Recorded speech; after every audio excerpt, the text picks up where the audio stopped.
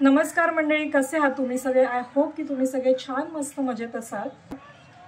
आज आहे महाशिवरात्री। तुम्हा सगळ्यांना महाशिवरात्रीच्या खूप खूप शुभेच्छा। तर मी एक छोटीशी पिंड आणलेली आहे, त्याची सुद्धा मी आज घरीच पूजा करणार आहे। महाशिवरात्रीची पूजा आपण घरच्या घरी कशी करणार आहे ते मी तुम्हाला दाखवणार आहे। चला तर मग। तर आता रोहनला दुकानावरती जायचं आहे, त्यामुळे मी फटाफट रताळी शिजत घालणार आहे। तर रताळी स्वच्छ आधी धुवून घ्यायची आहेत, याला बरीच माती असते। तर रोहनला या रताळ्यांबरोबर शेंगदाण्याची आमटी खायला जास्त आवडते, त्यामुळे मी शेंगदाण्याची आमटी करणार आहे। आणि तुम्ही बघू शकता इथे रताळी शिजत घातलीत, एका साईडला मी चहा ठेवला आहे आणि आता इकडे आपण एका बाजूला शेंगदाणे भाजून घेऊयात। चहामध्ये आता दूध घालून घेऊयात। आधी चहा घेणार आहे, त्यानंतर खरपूस शेंगदाणे भाजून घ्यायचे।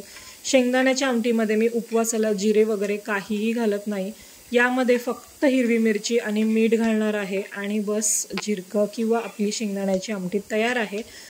जी रोजची पूजा आहे ती आता माझी करून झालेली आहे आणि तुम्ही बघू शकतात खूप छान आणि प्रसन्न वाटतं इकडे बघितल्यावरती।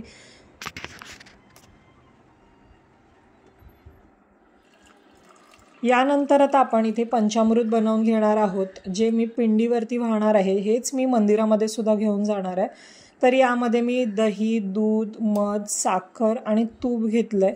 सेपरेट घेऊन जाण्यापेक्षा मी एकत्र मिक्स करूनच घेऊन जाते। हे गाईचं तूप आहे जे मी घरी काढलंय। इथे मी जी घरामध्ये पूजा करणार आहे त्याची सुद्धा तयारी करून झाली आहे। इथे मी फुलं घेतलेली आहेत, त्यानंतर जे काही साहित्य आपल्याला वाहण्यासाठी लागतं ते सगळं मी एका ताटामध्ये घेतलंय। ही तुम्ही बघू शकता पिंड आहे, याची आपण पूजा करणार आहोत। तर इथे मी एक पाट घेतलाय, त्यावरती लाल कपडा अंथरलेला आहे जो देवपूजेचा आहे। त्यानंतर इथे माझ्याकडे घरामध्ये रुद्राक्ष सुद्धा आहे, तर त्यांची सुद्धा आज मी पूजा करणार आहे। तर माझ्याकडे जे गंगाजल आहे ते मी पाण्यामध्ये थोडंसं घेते, या पाण्यानेच आपण आंघोळ घालणार आहोत। तर सगळी पूजा करण्याच्या आधी सगळ्यात आधी करायचं असतं ते म्हणजे दिवा। सगळ्यात आधी आपण दिवा प्रज्वलित करून घेणार आहोत। तर रुद्राक्ष मांडले आहेत मी इथे आणि आता आपण पिंडीची पूजा करणार आहोत। तर पिंड घेतलेली आहे, त्यानंतर सगळ्यात आधी मी पंचामृत घालून ओम नमः शिवायचा जाप करत पूजा करणार आहे। तर इथे मी सर्व पंचामृत वाहते, त्यानंतर आपण जलाभिषेक करणार आहोत। नंतर स्वच्छ कपड्याने पुसून पिंड मी ठेवली आहे, त्याला आपण आता भस्म लावणार आहोत।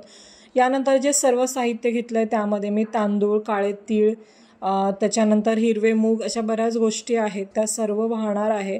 त्यानंतर फुलं व्हायची आहेत, फुलं अर्पण करणार आहे। आता मी तांदूळ वाहते। त्यानंतर बेलपत्र आहे, बेलपत्राला गंध लावावा आणि त्यानंतर अर्पण करावं। तर सर्व काही मी करते, अगदी मनापासून करते। काही चुकलं असेल तर चूक माफ असावी।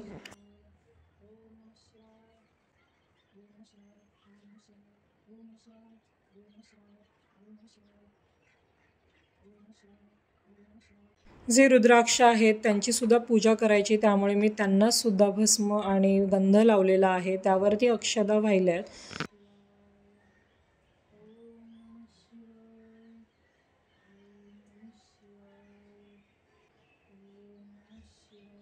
धूप दाखवून झालेली आहे, इथे मी आता तुपाचा दिवा लावते। तर तुपाच्या दिव्यानेच ओवाळणार आहे, त्यानंतर आरती करायची आहे। आरती झाल्यावरती माझी पूजा पूर्ण होईल। तर पूजा करून झालेली आहे, खूप प्रसन्न वाटतंय। तर काहीही पूजेमध्ये माझं चुकलं असेल तर मला माफ करावं। नैवेद्यसुद्धा दाखवून झालेला आहे। आता ही रात्रीची तयारी आहे। साबुदाणा मी भिजत घातला होता, साबुदाणा छान भिजलेला आहे। तर मी सकाळी जे शेंगदाणे वाटले होते तेच भांडं आहे, तर त्यातच मी आता वाटणार आहे। तर ह्याच्यात मी 4-5 मिरच्या घेतलेल्या आहेत, शेंगदाणे घेणार आहे। तर आत्ता मी कोडुळं बनवणार आहे। कोडुळं म्हणजेच साबुदाण्याचं थालीपीठ, वेगळं असं काहीच नाही आहे। तर साबुदाणे आता एका ताटामध्ये काढून घेऊयात। यामध्ये उकडलेले 3 बटाटे घालायचे आहेत, म्हणजे बाइंडिंग छान पकडतं थालीपीठला। बटाटा हाताने कुस्करून एकजीव करायचा, शेंगदाण्याचा कूट घालायचा आणि मीठ घालायचं, बस। यानंतर तूप किंवा तेल तव्यावरती घालायचं। तवा गरम झाल्यानंतर आपण यावरती असा पिठाचा गोळा जेवढा घेतो त्या साईजमध्ये इथे थालीपीठाचा गोळा घ्यायचा आणि डायरेक्ट तव्यावरती थापायचं। हाताला थोडंसं पाणी लावायचं, म्हणजे पीठ चिटकतही नाही आणि भाजतही नाही। थोडंसं सांभाळून करायचं यानंतर यावरती झाकण ठेवायचं आणि वाफ काढून घ्यायची. तुम्ही बघू शकता छान वाफ काढल्यानंतर कोडुळं लवकर निघतं आणि शिजलं पण जातं व्यवस्थित. तर मस्त असं खरपूस होईपर्यंत कोडुळं भाजून घ्यायचं. हाच मी आता नैवेद्य दाखवणार आहे, कोडुळं आणि दही असा. तर तुम्हीसुद्धा या फराळ करायला.